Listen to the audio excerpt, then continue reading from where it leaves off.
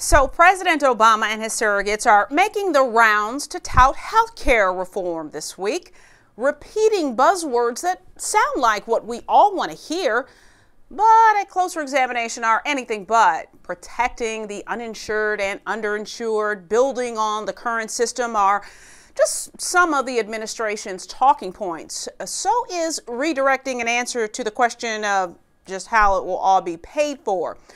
Of one thing the administration and congressional Republicans do agree on: let those who are satisfied with their current coverage keep it.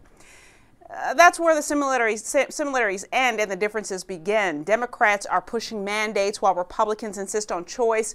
Choice. It's usually a term you hear coming from the liberal side of the aisle, but it seems this time there is no choice in just who pays for this massive government takeover. The taxpayer, whether you choose to use the system or not.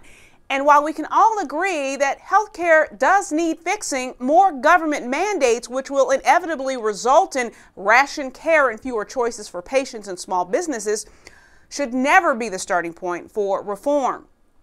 As Ronald Reagan quipped famously, government doesn't solve problems, government is the problem. Cost-cutting solutions that pinpoint fraud, encourage, and even reward affordability and accessibility, keeping the patient in the driver's seat, should be the starting point that dominates the decision-making process. The issue isn't caring for the least of these, the poor, young, and elderly. We already do that with Medicare, Medicaid, and CHIP.